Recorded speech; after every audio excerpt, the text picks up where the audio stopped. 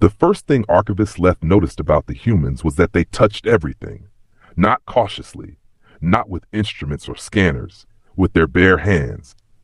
They ran their fingers across railings, knocked softly against walls, picked up unfamiliar objects without hesitation. One of them even pressed his palm directly against the transparent observation glass overlooking the docking ring, as though he wanted to feel the stars beyond it. Leth stood perfectly still near the chamber entrance and watched them in silence. There were only 6 humans aboard Hallereach Station. 6. That was all the Concorde needed for evaluation before approving Earth for permanent interstellar membership. The humans had arrived 2 days earlier aboard a civilian exploration vessel called the Meridian Wake. Officially, they were scientists, engineers, and diplomatic support staff. Unofficially, they were a problem, at least according to the rumors spreading through the station. Leth did not believe rumors. His species, the Narel, considered emotional assumptions a form of intellectual disease. Facts mattered. Observation mattered. Fear did not. And yet, as he watched the humans laughing together near the docking platform, he felt something uncomfortable settle beneath his ribs. Not fear. Anticipation.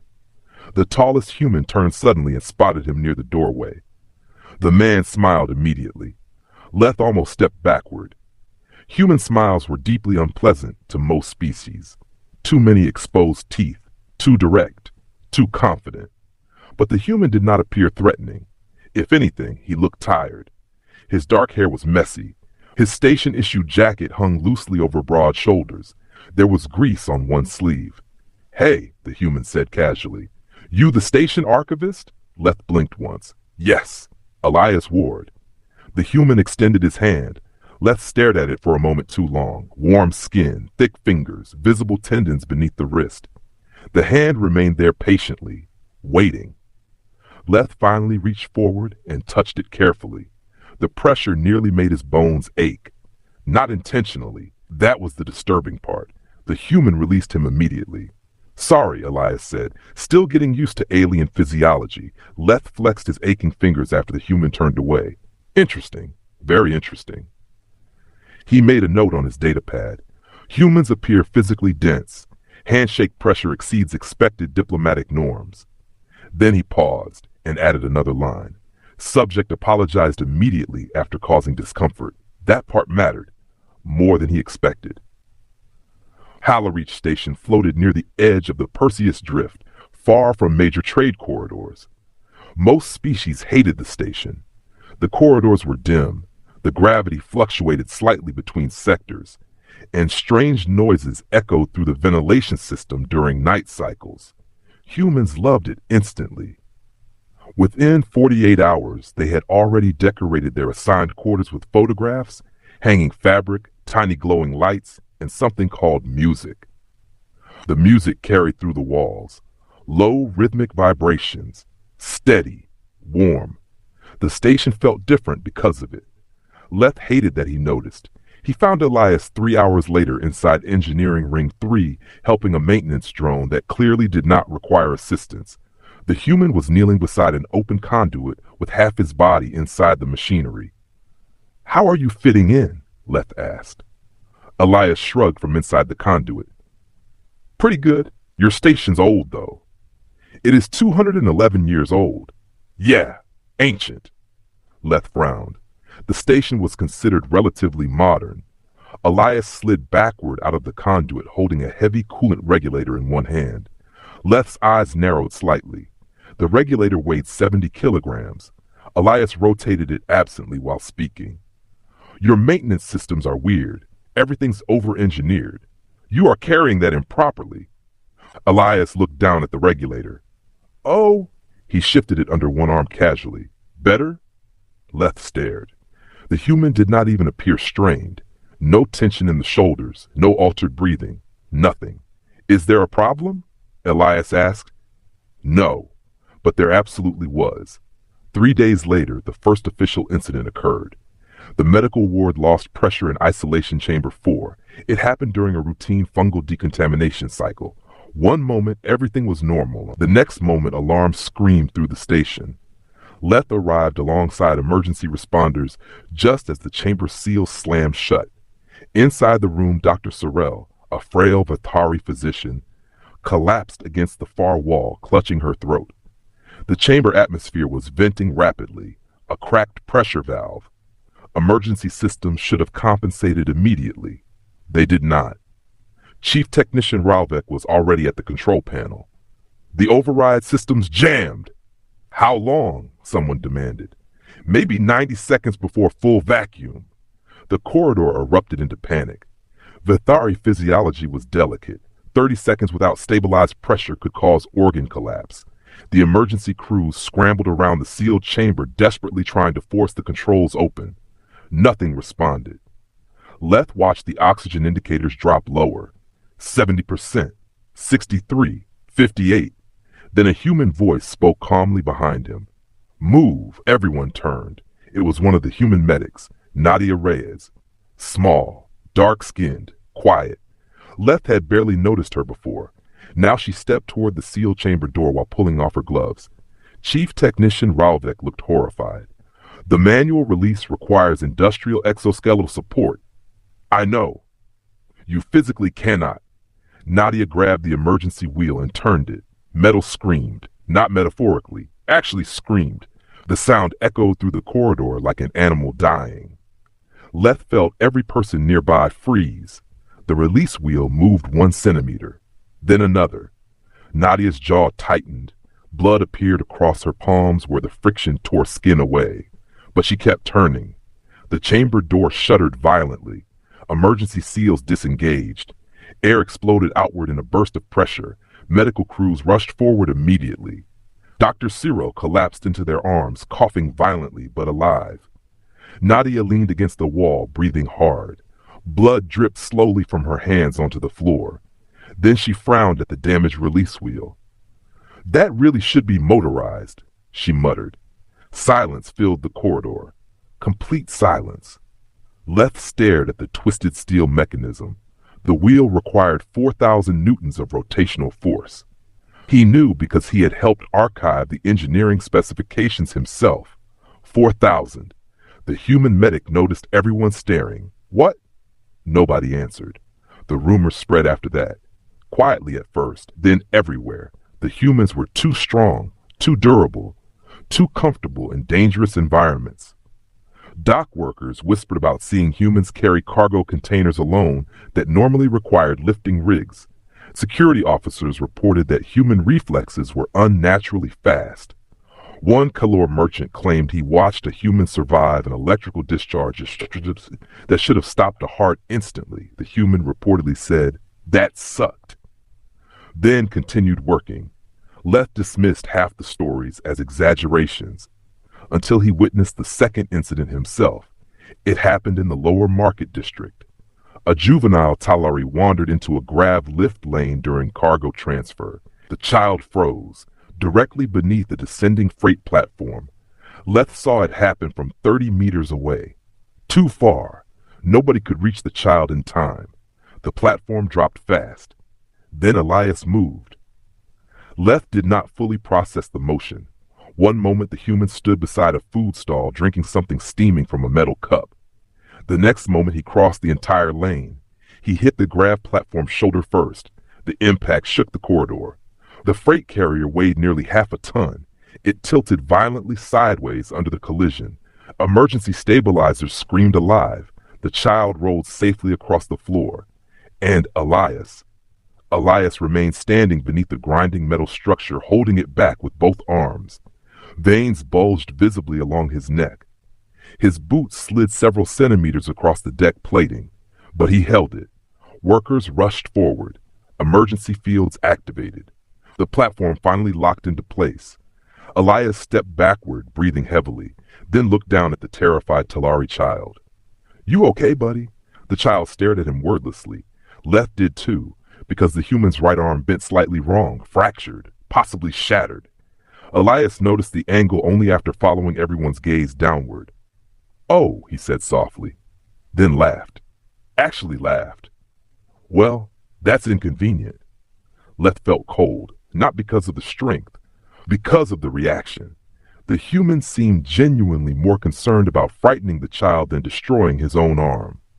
Later that night, Leth accessed restricted Concord biological databases. He worked alone inside Archive Vault 7 while station lights dimmed into artificial night. Comparative physiology flooded across the holographic displays. Human skeletal density, human muscle fiber compression, pain tolerance, adrenal response, endurance thresholds. The numbers became worse the longer he read. Far worse. Average human grip strength exceeded military baseline requirements for 12 Concord species. Human recovery speeds bordered on absurd. Their cardiovascular stamina was almost impossible. One report included a sentence that made Leth stare silently at the screen for nearly a full minute. Persistence hunting behavior documented throughout early human history. He opened the file and felt something inside himself tighten. Ancient humans had hunted predators by following them for hours, sometimes days, not faster, not stronger, just relentless. They chased living things until exhaustion killed them. Leth closed the file immediately, then reopened it again moments later, because he needed to be certain he had not misunderstood. He had not. A species built for endurance, built for impact resistance, built for persistence, built for violence. And somehow, they were kind. That was the part his mind could not organize properly. The station council called an emergency review 8 days later, not because the humans had harmed anyone intentionally, but because too many species were becoming nervous. Leth entered the council chamber carrying 3 data drives and a growing sense of unease. Representatives filled the chamber tiers. Bathari delegates, Kelor merchants, military observers from the Rune Coalition. Even a pair of silent Auric strategists watching from the upper balcony. At the center of the room stood the 6 humans, completely unaware of the atmosphere around them. Elias whispered something to Nadia. She laughed quietly. Leth noticed several delegates flinch at the sound. Council Director Varex began formally. Recent events aboard Hallowreach Station have raised questions regarding human classification and safety protocols. Elias blinked. What? The director continued carefully. Evidence suggests your species possesses physical capabilities substantially exceeding Concord norms. Another human, Hana Ito, the communications specialist, looked genuinely confused. I mean, compared to who? Murmurs spread instantly across the chamber. Director Varex activated the main display. Engineering footage appeared, Nadia twisting the emergency release wheel. Then market footage. Elias stopping the freight platform. Silence followed. Finally, Elias rubbed the back of his neck awkwardly. Okay, yeah, that looks bad. Bad. Leth almost laughed at the understatement. A Rune military observer stood slowly. You lifted industrial cargo support infrastructure with a fractured arm. Elias shrugged slightly. Kid was gonna die. That structure weighed 512 kilograms. Station gravity helped. The observer stared at him. You believe that explains this? Elias hesitated. Doesn't it? The chamber fell silent again. Not fearful silence. Something worse. Realization. The humans truly did not understand how terrifying they were.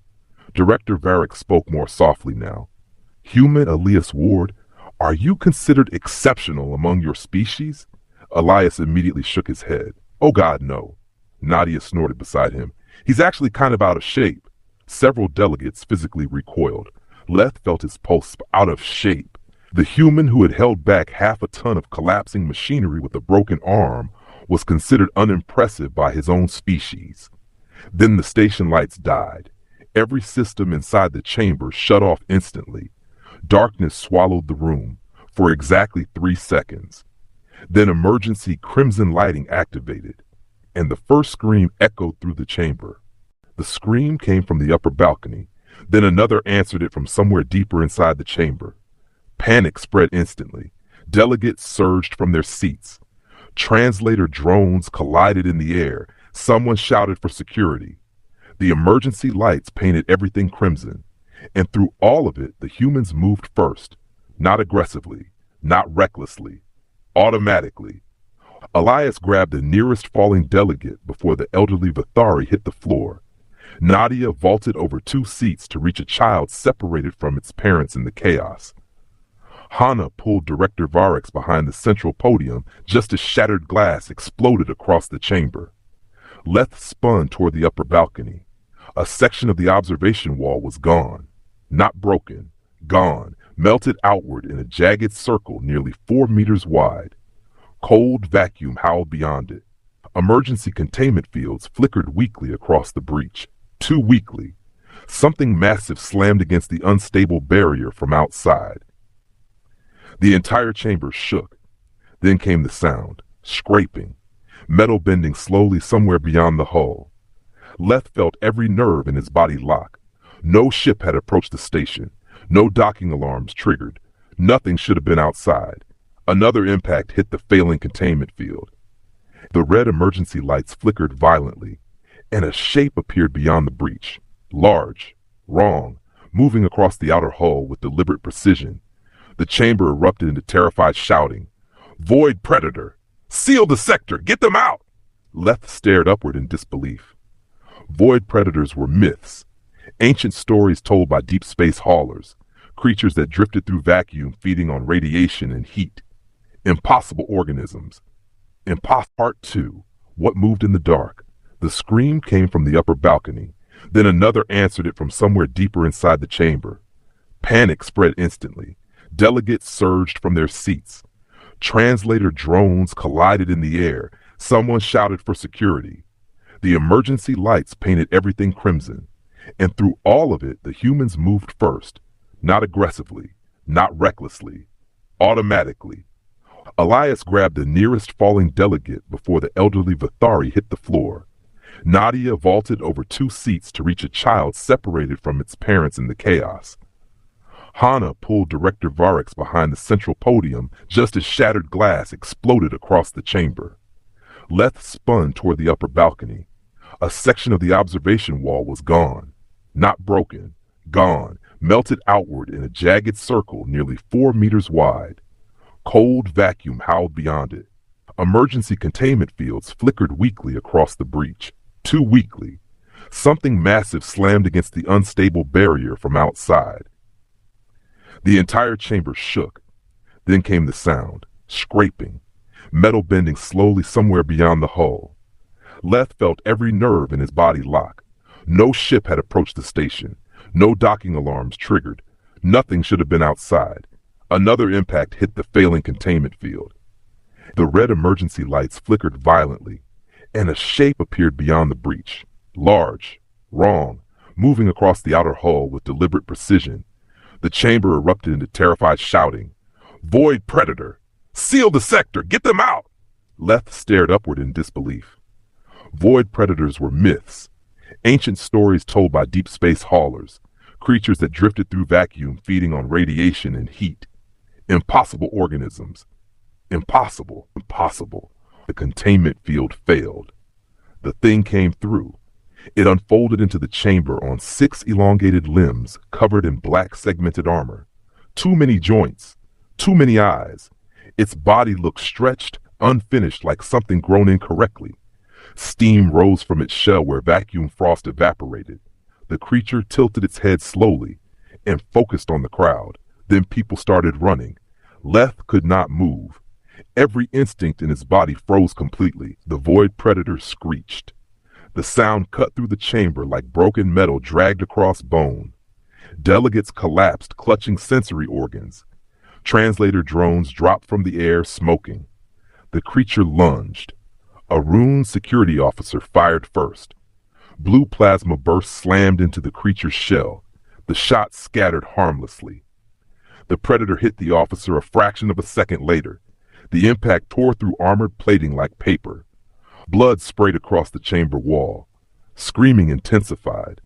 The Predator moved again impossibly fast. A second security officer disappeared beneath its limbs. Leth stumbled backward, finally breaking free of paralysis. The chamber had become slaughter. Delegates crushed each other trying to escape. Emergency barriers sealed incorrectly. People screamed behind locked exits. And in the center of the chaos, the humans stood perfectly still. Not frozen, focused. Elias watched the creature carefully, tracking it, calculating.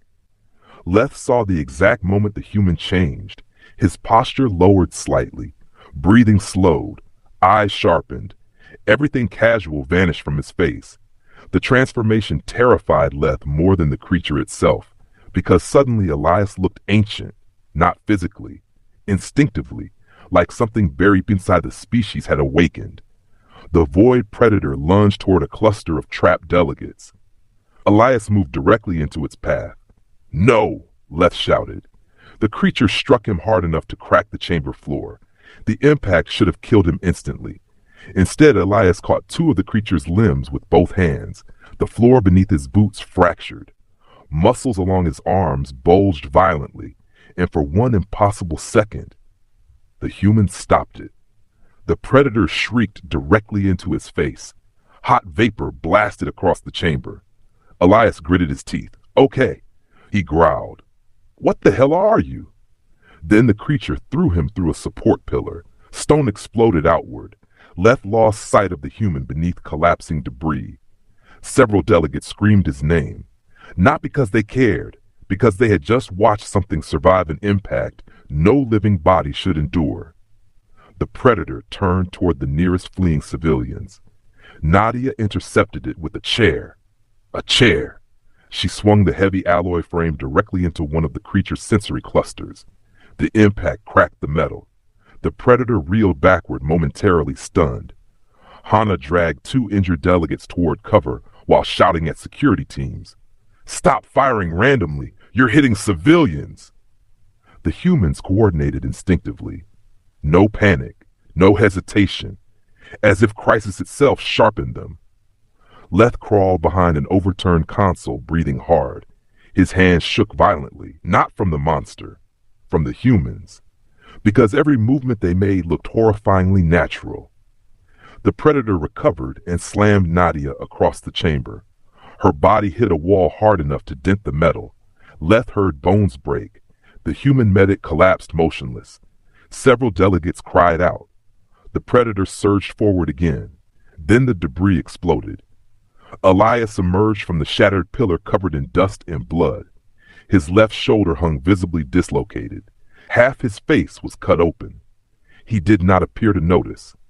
The human grabbed a broken section of support beam from the wreckage. The steel fragment weighed more than most species could physically lift. Elias swung it two-handed into the predator's side. The sound echoed like artillery fire.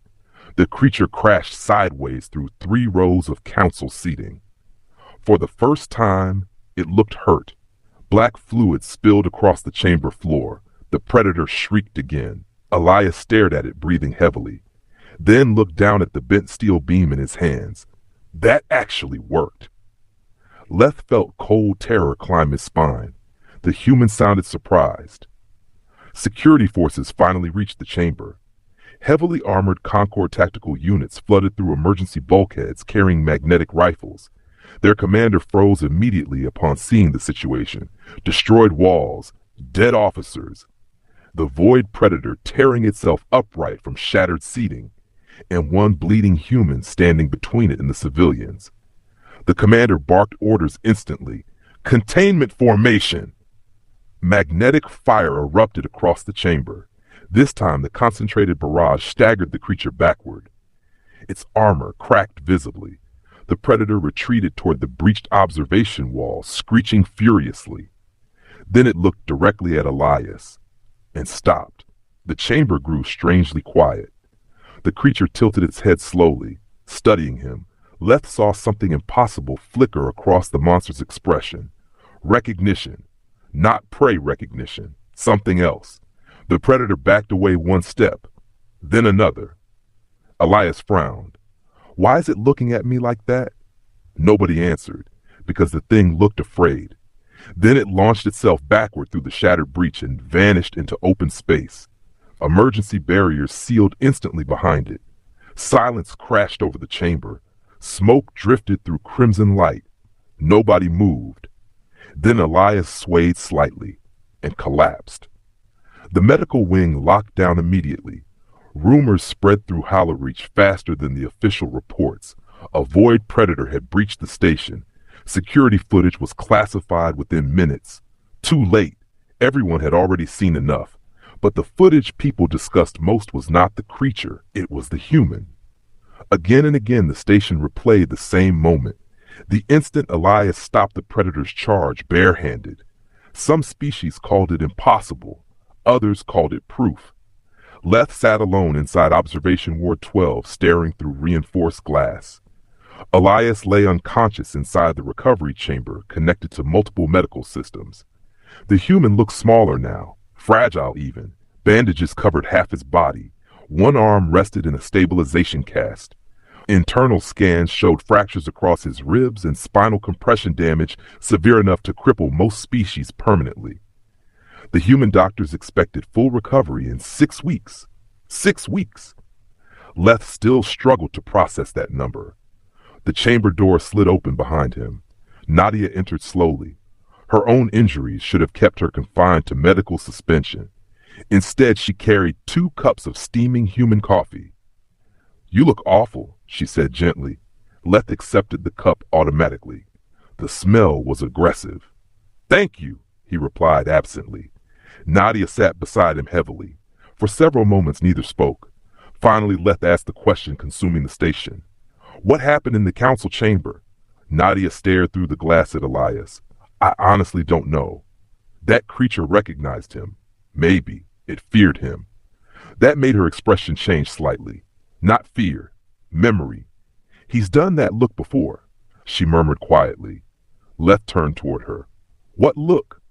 Nadia hesitated. "The focus thing. The focus thing. Yeah." She rubbed tiredly at her eyes. "We had a climbing accident back on Earth years ago. Elias pulled 2 people out of an avalanche." She paused. "Same face." Leth waited silently. Nadia looked uncomfortable now. "Humans change during emergencies. You become violent." "No," she shook her head immediately. "Not violent, efficient." That word stayed in Leth's mind. Efficient. The way she said it frightened him more than aggression would have, because predators were violent. Tools were efficient. 3 days passed. No additional attacks occurred. Station repairs continued around the clock. Official investigations began immediately. No known species had ever encountered a mature void predator directly and survived, which raised disturbing questions. How had it reached the station unnoticed? Why had it retreated? And most importantly, why had it reacted to Elias the way it did? Leth spent 70 consecutive hours inside the archives searching ancient deep space records. Most references to void predators were fragmented myths, destroyed ships, missing colonies, sensor ghosts drifting through dark sectors. Then he found something buried inside a classified military archive nearly 4 centuries old. An incident report, partial translation only, recovered from a dead exploration vessel beyond mapped space. The final entry read, "They avoid the Terrans." Leth stared motionlessly at the screen. Terrans. Humans. His pulse accelerated. The damaged report continued beneath corrupted sections of text. Not prey. Not competitors. Predators. Leth felt ice spread through his chest. No. Impossible. Humans had only recently entered interstellar society. Officially. But suddenly another thought appeared. What if that was wrong? The archive door opened suddenly behind him. Leth nearly jumped. Hana Ito stepped inside carrying a data pad. "You disappear a lot," she said casually. Leth closed the classified report immediately. "What do you want?" "Station director's looking for you." "Why?" Hana's expression faded slightly. "Another ship arrived." Leth stood immediately. Something in her voice disturbed him. "From where?" "That's the weird part." Hana swallowed once. "Nowhere." Docking Ring 2 had been sealed completely by the time they arrived. Security forces lined every entrance. Military personnel filled the observation platforms. Nobody spoke loudly. In the center of the docking bay sat a ship unlike anything Leth had ever seen. It was enormous. Black, angular, no Concorde markings, no visible engines. The hull looked scarred by impossible damage and yet somehow functional. Leth stared at the vessel uneasily. "What is it?" Nobody answered. Then the lower ramp descended slowly. 3 figures emerged. Humans, but not like the others. These moved differently, heavier, deliberate. Each wore dark armor without insignias. Their faces remained expressionless. The lead figure stopped at the bottom of the ramp and scanned the bay silently. Then his eyes landed on Hana and narrowed. "Civilian contact confirmed," he said calmly. His voice carried through the entire docking ring. "We're here for the survivor." Leth felt the atmosphere around him change instantly. Not panic, something deeper. Even the humans standing nearby looked uncomfortable. Director Varric stepped forward carefully. "Identify yourselves." The armored human reached slowly into his coat. Every security weapon in the bay immediately raised. The human ignored them completely. He produced a small metallic emblem. Leth saw Hana's face go pale beside him. The armored human spoke again. "Earth Deep Reconnaissance Command." Then he looked directly at Leth and asked the question that stopped the entire docking bay cold. "Where did the Void Predator find your station?" Nobody answered the armored human immediately. The docking bay remained silent except for the low vibration of station machinery and the distant hum of the unknown ship's engines. Leth stared at the emblem in the man's hand, a black circular insignia. No Concord markings, no translation symbols, only a single image carved into the metal. A closed human eye. Director Varric finally found his voice. "You are operating outside recognized Concord authority." The armored human looked at him calmly. "Yes, that vessel entered restricted station space without authorization. Yes, you breached." "Director," the human interrupted quietly. "With respect, your station was attacked by something capable of exterminating every living being aboard within an hour." The man glanced around the docking bay. "You have bigger problems than paperwork." No one argued, because he was right. The armored humans moved with the same unsettling confidence Leth had observed in Elias and the others, but stripped of warmth, no casual smiles, no awkward friendliness, no visible uncertainty. These humans looked dangerous in a way the civilians never had. And somehow that frightened Leth less. At least this version made sense. The friendly humans aboard Hallowreach had always felt contradictory, like weapons pretending to be ordinary people. But these newcomers, these felt honest. The lead operative looked toward Hana again. "Where's Ward?" "In medical recovery." "Alive?" "Yes," the human nodded once. "Good." Leth stepped forward carefully. "You know what attacked us?" The operative's eyes shifted toward him. For the first time, Leth felt fully examined. The sensation was deeply unpleasant. "What's your name?" the human asked. "Archivist Leth." "You've been studying us." It was not a question. Leth felt cold. "How do you know that?" "Because your expression changed when you saw our insignia." The operative slipped the emblem away. "You found something in the archives." Hana looked sharply toward Leth. "You searched classified records?" "What did you find?" the operative interrupted. Leth hesitated, then spoke quietly. "A damaged military report." The operative's face remained unreadable. "Read the last line." Leth swallowed. "They avoid the Terrans." The docking bay became very still. One of the armored humans behind the leader closed his eyes briefly. Not frustration, resignation. The lead operative exhaled slowly. "Damn it!" Director Varric stared between them.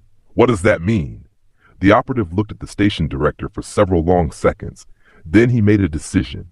"You deserve the truth." They gathered inside a secured command chamber 30 minutes later. Only essential personnel remained. Director Varric, Leth, Hana, several military representatives, and the 3 armored humans. The lead operative introduced himself simply as Commander Hale. No first name, no rank insignia beyond the black emblem. Hale stood before the chamber display with his hands folded behind his back. "The organism that attacked your station is designated a Thanatid." The display illuminated. The Void Predator appeared above them in rotating holographic detail.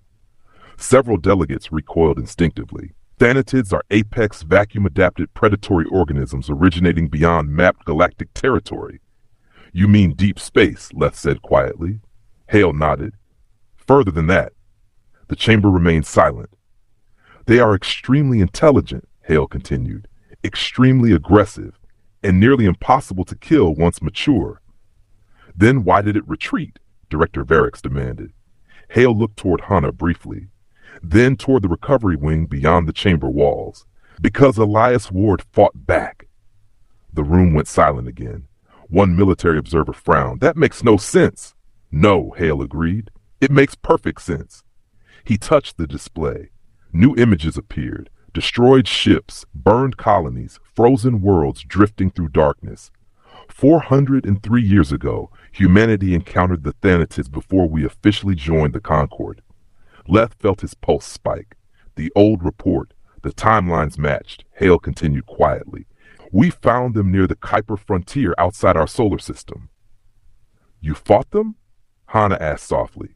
Hale's expression hardened. They hunted us. The chamber lights dimmed slightly as archival footage replaced the destroyed colony images. Human ships, primitive compared to modern Concord vessels, burning in dark space. Emergency distress calls filled the room, screaming, static. Then silence.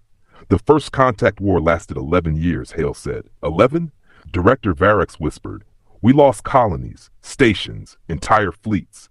The images shifted again. Now the footage showed Earth itself, orbital defense platforms, planetary artillery, massive military formations covering continents. Leth stared in disbelief. Humanity had hidden all this, all of it. We eventually learned something important, Hale said. The Thanatids weren't attacking randomly. The holographic predator rotated slowly above them. They were testing us. A cold feeling spread through Leth's body. Testing? They hunt civilizations the way predators test prey populations. Hale's voice remained calm. Pressure, observation, adaptation. And humanity survived, Hana murmured. No, Hale said quietly. We adapted faster. The room became completely silent. Hale changed the display one final time. The footage now showed human soldiers, not civilians, not engineers or medics. Soldiers. Leth felt genuine fear for the first time since meeting humanity. The soldiers moved through darkness, carrying weapons larger than most species could physically lift. Armor covered their bodies completely. One soldier ripped open a damaged bulkhead door with mechanical assistance and dragged 2 wounded humans through vacuum exposure alarms without slowing. Another fought a Thanatid at close range, using a powered blade nearly the size of Leth's body. The creature died screaming. Hale watched the footage without expression. Thanatids evolved hunting civilizations weaker than themselves, he said. Most species panic, scatter, collapse. The holographic footage paused on a human soldier standing over a dead predator. We didn't. Leth finally understood the ancient report. Not prey, not competitors, predators. Humanity had survived because they became something worse than the things hunting them. Hale deactivated the display. When the war ended, surviving Thanatid populations retreated beyond explored space. He paused, and avoided us afterward. Director Varix stared at him in horror. You concealed an interstellar extinction war from the Concord.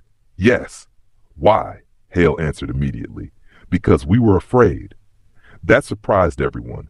The commander looked around the chamber carefully. You've seen ordinary humans aboard this station. Engineers, scientists, medics. He folded his arms slowly. You were already terrified. Nobody spoke. Because again, he was right. What do you think happens, Hale continued quietly, when the galaxy sees what humanity becomes during war? Leth remembered Elias holding back the Thanatid with his bare hands, and suddenly understood something awful. Elias had not been trained for that. He had simply been human. What are you? Leth whispered before he could stop himself. Hale looked directly at him. Tired. The answer hit harder than anger would have, because there was no pride in it, only exhaustion. Elias regained consciousness 6 hours later. The medical wing filled immediately. Nadia nearly tackled him, trying to hug him carefully around the bandages. You idiot, she snapped while visibly trying not to cry. Elias blinked weakly. Did we win? Hana laughed suddenly from relief. Even Leth felt tension leave his body. The human looked confused by everyone's expressions. Then noticed Commander Hale standing near the doorway. Oh no, Elias muttered immediately. Hale raised one eyebrow. That's your reaction? You guys showing up is never good. Several Concord officers exchanged uneasy glances. Elias noticed them, then sighed heavily. You told them, didn't you? They were owed an explanation. Yeah, Elias admitted quietly. Fair. Leth moved closer to the recovery bed. There is something I still do not understand. Elias looked toward him. The creature feared you. The human frowned slightly. Guess it remembered us. No, Leth said softly. It recognized you instantly. That seemed to bother Elias. He stared at the ceiling for several seconds before answering. My grandfather fought in the war. The room fell silent. He used to tell me stories when I was little. Elias smiled faintly. Not heroic stories, mostly about losing friends. His eyes drifted toward the recovery room window overlooking the stars. He said the worst part wasn't the fighting. The humans swallowed once. It was learning how easy it became after a while. Nobody moved. Elias looked down at his bandaged hands. Humans adapt to survive. That's our thing. He laughed quietly without humor, sometimes a little too well. Leth remembered the footage. Human soldiers advancing through darkness beside burning worlds, relentless, efficient, terrifying. Then he remembered Nadia shielding children during the attack. Elias saving a stranger beneath collapsing machinery. Humans decorating cold station corridors with music and photographs and tiny glowing lights. Two truths existing together. Predators, protectors, both equally real. Commander Hale finally spoke. The Thanatids may have located this station accidentally. His expression darkened. Or they may be testing civilization again. Director Varix looked pale. And if they are, Hale glanced toward Elias, then toward the civilians gathered around the recovery bed. Then humanity will fight. Not arrogance. Not threat. Promise. And somehow that frightened Leth less than anything else he had learned. 3 weeks later, Hallowreach Station slowly returned to normal. Repairs finished, trade resumed. Delegates stopped flinching every time humans entered a room. Mostly, the Concord Council officially voted against sanctions on Earth after classified military briefings from Deep Reconnaissance Command. Barely. Some species still feared humanity. Leth understood why, but fear alone no longer felt complete enough. He stood alone inside the station observation deck watching stars drift silently beyond the glass. Footsteps approached behind him. Elias. His arm remained wrapped in recovery braces. Still spying on humans? Elias asked lightly. Constantly. Find anything interesting? Leth considered the question carefully. Yes. The human smiled slightly. That sounds ominous. Leth looked out toward the stars again. When I first met your species, I believed humans were dangerous because of your strength. Elias leaned quietly against the observation rail. And now? Leth thought about the Thanatids, about war footage hidden for centuries, about ordinary civilians who became terrifying under pressure, and about humans laughing together inside hospital rooms only hours after surviving horrors most species could never psychologically recover from. Now I think your strength is the least frightening thing about you. Elias raised an eyebrow. That sounds worse. It is. The human laughed softly. There it was again. That strange human sound. Warm, careless, honest. Leth found himself making the flickering, bioluminescent gesture his species used for amusement. Elias noticed immediately. Was that a laugh? No. Pretty sure it was. Leth ignored him. They stood together quietly for a while, watching distant stars drift across the void. Then Leth finally spoke again. The Thanatids hunted civilizations. Yes, and humanity hunted the hunters. Elias was silent for several seconds. Finally, he nodded once. Yeah. Leth looked toward him carefully. And despite all of that, your species still chooses kindness. The human's expression softened slightly. That's the part we actually work at. Something inside Leth settled when he heard that. Because predators acting gentle out of instinct was comforting. Predators choosing gentleness deliberately, that meant something else entirely. Beyond the observation glass, endless darkness stretched across the galaxy. Cold, silent, full of terrible things. But somewhere within that darkness moved a species capable of surviving monsters, a species strong enough to become terrifying and wise enough to remain kind anyway. For the first time since humanity arrived at Hallow Reach Station, Archivist Leth slept peacefully.